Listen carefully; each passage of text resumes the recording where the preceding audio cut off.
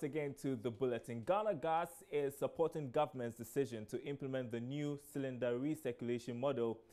Cabinet, among other measures, directed the implementation of the recirculation model following a massive gas explosion at the atomic junction a week ago, which claimed 7 lives and injured many others. The move has, however, come under severe opposition from LPG distributors and marketers across the country. But speaking to Joy Business at a press briefing by Ghana Gas, Chief Executive Officer Dr. Ben Asante said the directive will work better with a private-public partnership. Following several gas explosions and associated fire disasters in recent times, government finally decided to introduce several measures to halt the trend and help save lives.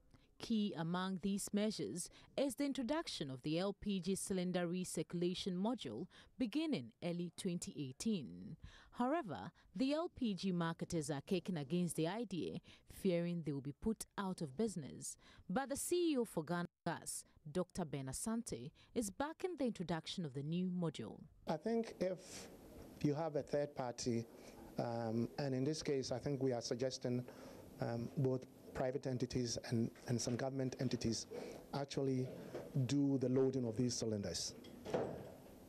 I would suggest to you that when you have a government entity working with a government regulator, those things will be done very well. And I think once it's localized in, say, a place that is off from population centers, it also minimizes the risk of actually having collateral damage in terms of people being hurt if there is an accident, so a loss of containment, for instance, and any fugitive emission of the gas going in and catching fire.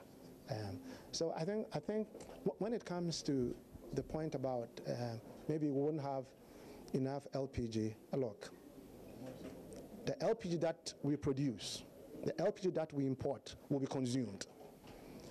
If you're talking about how the distribution will be facilitated, that will be another thing. But I have been in countries where that is all they do. You have LPG bottles actually sitting in stations, and you go and exchange them. And even if you do have, you the end user, if you do have a faulty cylinder, I think they'll make sure that it's repaired the next time you come around. Dr. Ben Asante says there's a need to have proper training for all handlers of LPG to curtail the incidents of explosions in the industry. I think training of attendants, and as a matter of not just them, everyone that handles LPG, it's a good thing, and it should be enforced. Certification of all of them, it's something that, you know, I would urge the regulatory agencies to take very seriously.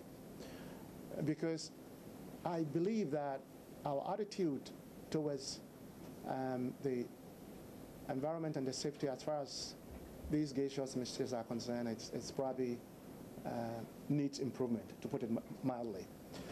So the NPA have assured us that they're going to make sure that anyone who handles LPG, whether at the loading base, whether they are a driver, whether even they are a driver's mate, and certainly at the discharge stations, they are duly qualified. Sheila Tamaklo's report for Joy Business.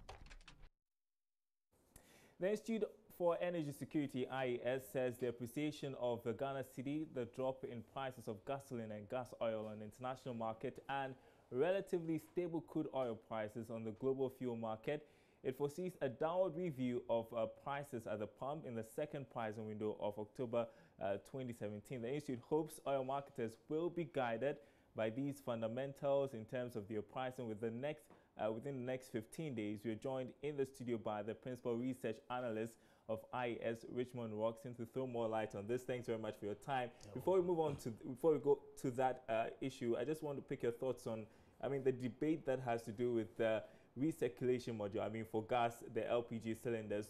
What do you think about that?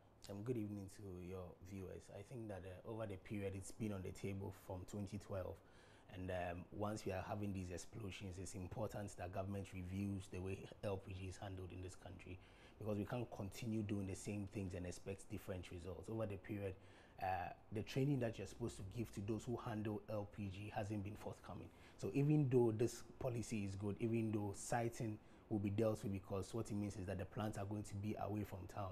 They're going to fill and bring it to town to be able to distribute. Means that when you go there, you send your LPG and get a new one. It is important that we take safety issues very seriously. And if we don't do that, if we don't train the personnel, we are going to be having the same challenges, because just changing it will not solve the problem. Otherwise, you are only transferring the problem from where we have it now, that is the LPG filling stations that we have now, to where the plants will be. So government must take into consideration the safety measures. So as this well. may not effectively solve our problems? To a large extent, it will solve some part of the problem, but it won't solve all the problem if we don't look at the handling very carefully. Okay, and I mean, aside that there are issues with the siting of these gas stations and all of that, what are your thoughts when it comes to the fact that some of them are close by residential areas? It is important that we look at the siting, because their own regulations show that 500 meters should be the space behind, the space from one filling station to the other, and 1,000 meters should be the space from one LPG filling stations to the other. We've never observed this. If you check where the incidents happen, you have an LPG station, you have a regular filling station, you have another LPG station, and opposite you have another filling station there. So this will deal with the siting, and that we must enforce the regulations to make sure that everybody is safe. Because from our analysis, from 2007 to date, we've had over 120 people dying from gas explosions alone, and over 500 people getting injured. And we don't think it's fair to the ordinary person to be going through this. All right. So let's come to the substantive issue. We are talking about fuel prices. Quite a turnaround from what we've seen previously. We are actually expecting it to decline. And what are the indicators you say? When you look at fuel price in the last 3 months, it's been a very topical issue in this country, because prices had been rising from marginally. Eventually, we got to a point where prices were rising very huge margins as well. And in October, we projected that consumers are going to feel, or they're going to enjoy better pricing as compared to what we experienced in August and September. In August and September, cumulatively, we saw about 14 to 16% rise in fuel prices. But in the first pricing window, we said that it was going to be fairly stable, and that's exactly what happened. Some oil marketing companies changed their price or reviewed it a little, between 0.5 to 1%. And in the next pricing window, that's what we are looking at. The cedi has been relatively better as compared to what we experienced previously. The cedi is currently doing about 4 cedis, 40 pesos, as compared to the 4 cedis, 48 pesos we're seeing. That's an appreciation of our Ghana cedi. The crude oil prices have remained fairly stable. It's around $56 per barrel as we speak. Just like a recovery from the hurricane incidents? Yes, it's part of them. And when you are moving from summer and you are getting towards winter, it happens. During summer, people travel a lot. So once the demand is high, what it means is that prices will go up. But once you are moving away from summer, what it means is that people have come back to their regular lives, and demand won't be as high as it's supposed to be as compared to in summer. So once demand is low, prices begin to drop. And that's one of the reasons why we are seeing that. When you look at gasoline prices on the international market, it's also gone down. Gas oil also went down a little. And our inventory is fairly good. We have enough stock to take us from now to the next 15 days. That's how come we've put this together. We are projecting the fuel prices to see a drop. How much of a decline are we expecting? We're not looking at more than 5 pesos, which will cumulatively be around 5 pesos. Yes, I don't know if they think it's significant. Oh no! The thing with fuel pricing is that you might think it's not significant. Nobody buys 1 liter. Nobody buys 1 gallon. Comparing it to the leap we saw previously. Yes, it takes time. It's unfortunate, but it will take time, because once it's declining marginally, eventually that's what will happen. This year when it started, it was around 4 cedis per liter. Eventually it got to 4 cedis, 21 pesos. Eventually it dropped to 3 cedis, 79 pesos. Even though it was marginal, we saw the small margins accumulate to a bigger ocean. Eventually, when you move from 3 cedis, 79 pesos to 4 cedis, we all started complaining. It went to 4 cedis, 41 pesos. Now it's 4 cedis, 31 pesos. And we're expecting 36 pesos, sorry. And we're expecting it to come down to around 4 cedis, 30 pesos. In the next window, possibly, it will also come down. Maybe by December, we'll get to the 3 cedi margin. But it doesn't change the fact that we still maintain that governments must look at the levies and taxes on fuel prices. because when we do that, definitely we are going to have a bigger impact of the deregulation policy that we've been seeing over the period. I'm still thinking about the 5 pesos and whether or not fuel companies, oil marketing companies would comply. It's quite negligible, isn't it? No, it's not. It's not, because if you are selling about 1 million liters within the window and you're looking at 5 pesos, multiply 5 pesos by 1 million liters. That's huge. All right, let's look into the future. How do you think this is going to be sustained? Is it sustainable at all, the decline we are seeing? Once our CD is doing well, once our CD is strengthened or appreciates, definitely we'll have a better impact. We are going to see better pricing. Once our CD declines, I'm sorry, we will not see any sustainable fuel price other than going up. Richmond Watson, thanks very much for your time. You're still watching Business Live. We are moving on to some other stories for you tonight. Planning officers across the country have undergone training in value for money analysis on government projects. The Petroleum Revenue Management Law mandates the Finance Ministry to publish status of implementation of oil-funded projects. It also requires a report to be submitted to Parliament on whether the projects contribute to economic activity at the local level. However, about 80% of projects either go unmonitored or never get executed. Prince Apia was at the training session and our reports. Only the Public Interest and Accountability Committee, PIAC, as well as Africa Center for Energy Policy, ACEP, select oil-funded projects for monitoring in the country. Therefore, about 80% of oil-funded projects either go unmonitored or never get executed. Technical advisor for the Ministry of Planning, Ishmael Aka, says poor supervision of oil-funded projects leads to mismanagement of the oil revenue. The budget should emanate from a certain plan, what we call the medium-term plan. Every district has a medium-term plan. And before they come out with a medium-term plan, they do needs assessment. They meet their people to identify the needs. So this needs assessment and the medium-term plan should influence the national budget. So if you are coming to do a project in my district, then it should be something from my medium-term plan. Unfortunately, that is also not done. So we have a situation where there is this gap between planning, the medium-term plan, and the actual implementation of projects. So the Ministry of Planning decided to bridge this gap and also to make sure that the status of implementation report is published. So we decided to select all development planning officers in Ghana to train them in value for money analysis, to give them the list of oil-funded projects so that they know which projects are within their district, to track them, write a report, tell us about the contractors working. This will also generate data for even media and civil society for their own independent checks. After which they will submit their reports to the Ministry of Planning. We put the report together and submit to Parliament so that officials who need to be questioned, we invite them, and contractors that needs to be questioned, we also question them. So this is what we call the Petroleum Revenue Information System, which will have a website and all projects will be listed. So in future, even before the implementation starts, we send a list to the planning officers. We are trying to align the planning with the budgeting so that we won't have a situation where we are planning for A and we are doing B, which also affects how we finance our things. Mr. Aka spoke to Love Business at a training session in Kumasi for planning officers of metropolitan, municipal and district assemblies. It was a collaboration of Ministries of Planning, Finance and Local Government and Rural Development, supported by Ghana Oil and Gas for Inclusive Growth. Mr. Aka believes the training will ensure judicious use of resources for the benefit, especially of the vulnerable. The third challenge is normally political, that if you talk too much, you may be transferred from your district to another district, which we are also dealing with the Ministry of Local Government to see how best we can resolve some of these issues. Now, the Ministry of Planning and Ministry of Local Government are working together to deal with those issues. But when it comes to the online portal, it is a little bit different in the sense that it will not just list the project. It will have the project, the amount, the district, the town, the effect of the project, the rate of completion, the contractor's name and address so that people can verify. Then it will have mobile app so that people can even download the app. You can just download it, type your community's name to see whether oil-funded project, and it will have GPS coordinates so that even if I'm in Kumasi or Accra, I can still see whether the project is ongoing or not. So Prince Apia reporting.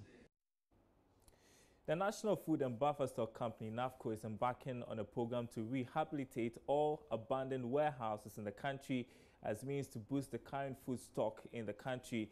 Statistics from the World Food Programme indicate that 5 million Ghanaians are food insecure. This trend, according to NAFCO, is due to the non-availability of a market for farmers across the country. Speaking to Joy Business in the commemoration of the World Food Day, Acting Chief Executive of NAFCO, Abdul Wahab Hanan, hinted of a bumper harvest in the last quarter of the year. According to him, various interventions by government, including the Planting for Food and Jobs policy, will go a long way to significantly boost the national food stock and subsequently reduce the cost of food. We don't have enough storage, not because we don't produce. We produce and there's no market. I am just coming from Laura, with His Excellency the President. Most districts in the 3 northern regions are sharing borders with Burkina Faso and Togo.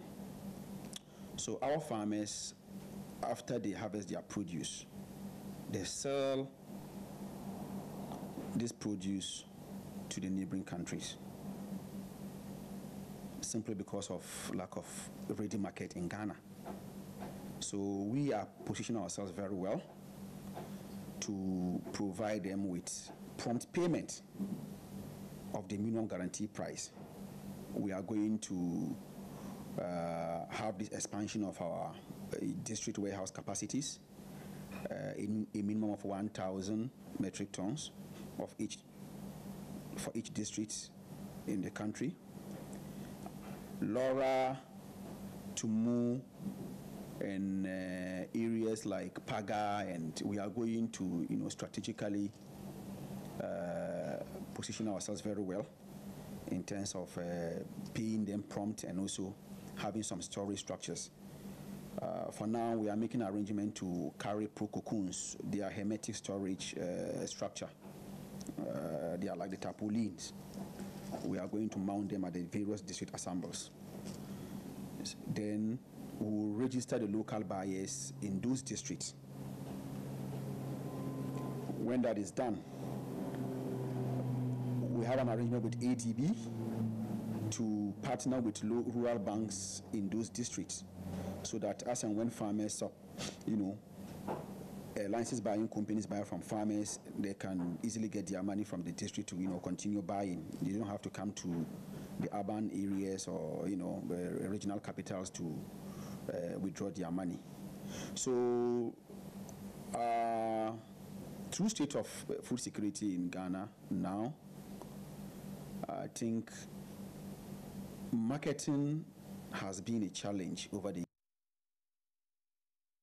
In other news tonight, Ghana's financial market has low local participation compared to its African peers. Now, that's the conclusion of the maiden Barclays Africa Financial Market Index report launched in Washington, D.C. George Rafe has more. The launch brought together governors and finance ministers from several African countries, including Ghana. Various officials from Barclays Africa during the launch of the index explain why they decided to carry out the research and how it should be used by regulators in each of the African countries. The index tracked financial markets of 17 African countries, including Ghana, on 5 main pillars. That is, market depth, access to foreign exchange, market transparency, tax and regulatory environment, capacity of local investors, and macroeconomic opportunities. On capacity of local investors, which looked at the level of interest and holdings of local persons, the various investment instruments on the capital market. In this area, Ghana scored 12 out of 100, the lowest score recorded in all the 5 pillars reviewed, and it was ranked 15 out of the 17 countries reviewed in this particular index. It also showed that most of the local investors haven't got the right level of savings to hold most of these assets on the market.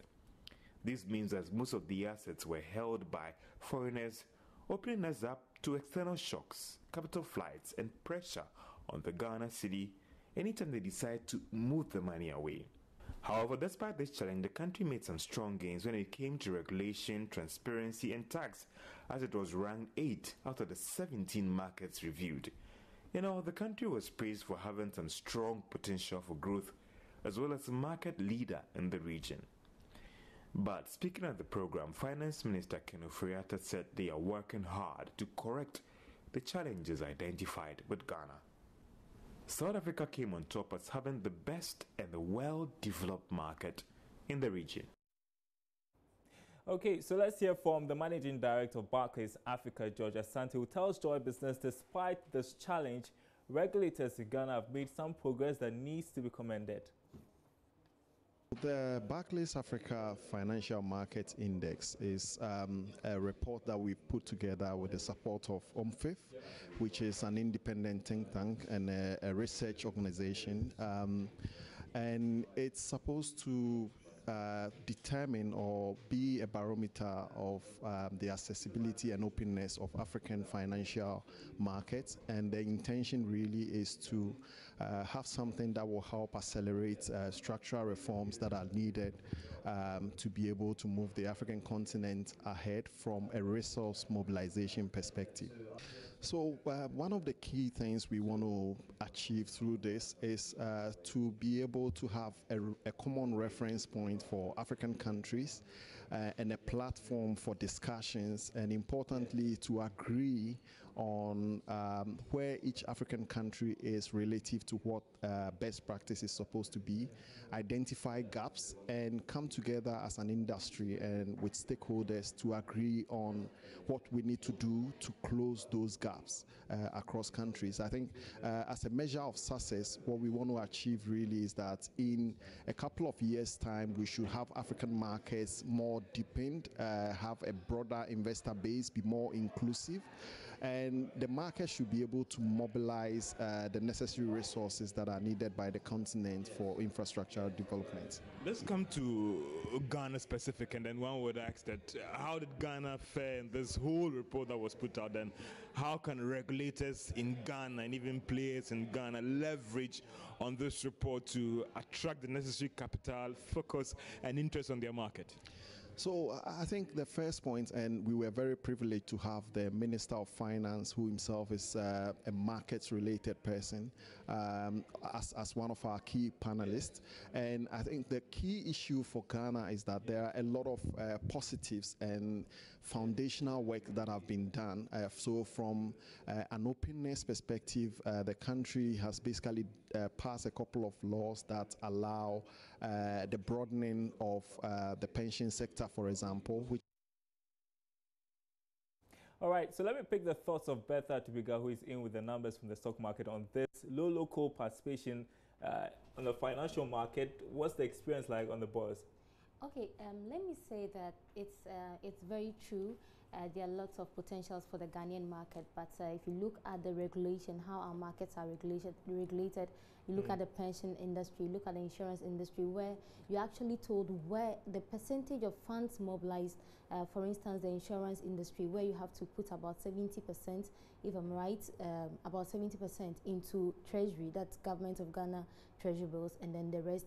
So you see that the margin is very wide, so they are kind of restricted. Sometimes you can see some sectors doing very well, or some assets doing very well, where you can actually make very good returns. But because of the regulation as to where you expected to place the funds, it kind of restricts you.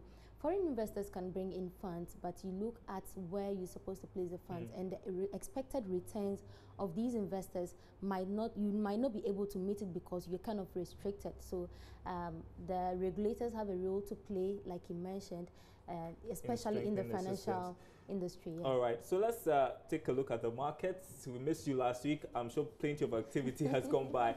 Bring us up to speed. Okay, so last week the market did quite well in terms of the volumes of shares that traded. We had lots of equities trading as compared to the previous week, over 600,000 shares traded. However, the major indices that actually measures the average performance of the stock market went down marginally. The financial stock index went down by 1.61%, and then we had the composite index, or the broader market index, go down by 1.91%, and we saw these major indices close at 35.34% 1.9% for the composite index, and then 28.63% for the financial stock index. And we had some large market cap equities and very, let me say, liquid equities, or the big guys on the market, let me put it in layman's terms. FML, EGL, Standard Chartered Bank, and Tal losing some share prices or value last week in the stock market. So we saw that reflecting in or affecting the major indices on the exchange.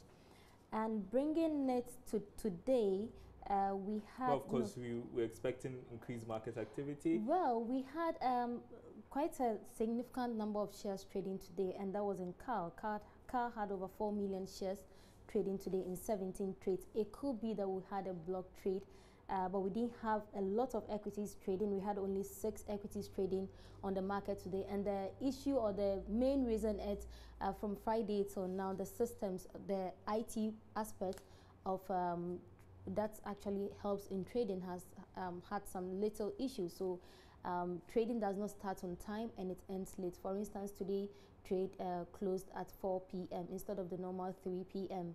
that we know. And that's actually affecting the volumes of shares that we're seeing on the market and even the movers that we are seeing. So today we didn't really see much activity. Yes, and then we didn't see any equity add up to investors' capital. Okay, just a few seconds on the cedi, because we've been speaking about the appreciation of the cedi and its impact on the fuel. Yes, the cedi for the past weeks, I'll say, has been a little stable. It has been stable, quite stable, still recording a year-to-date depreciation of 9.25%. And if you remember very well, for some weeks now, we've only seen this year-to-date hovering around 9%. So it should tell you that there haven't been very significant margins when it comes to the depreciation of the cedi. And as a close of last year, we had an average rate of 4.37 for the dollar and then 5.82 for the pound. All right, Bertha Tibika, great to see you tonight. Thank you. Now, moving on to our interview of the day, Tullow Oil says it will expand its operations in the country to continue leading production of oil. The Director of Human Resource, Irona Santo, revealed this to Joy Business after the company was adjudged the best HR management firm in energy and natural resources. This was at the 2017 HR Focus Conference and Awards, which saw executives from various institutions recognized for their contribution to human resource management in the country. Madame Asante spoke to Joy Business about the award.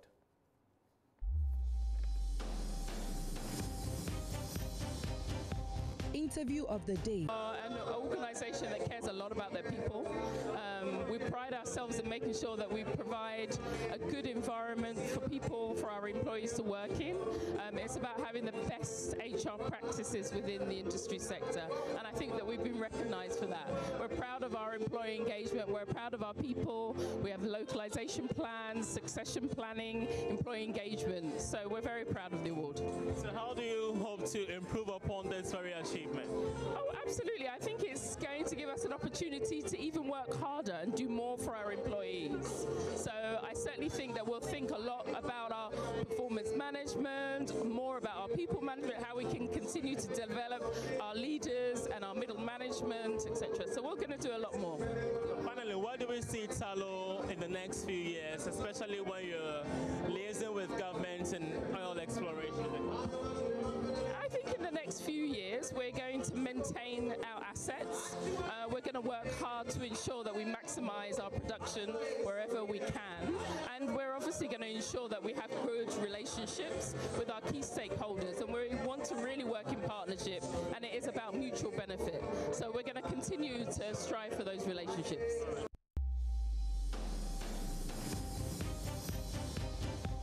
Interview of the day. Time to say goodbye. Thanks for watching our program. We are back same time tomorrow. My name is Darryl Kwao.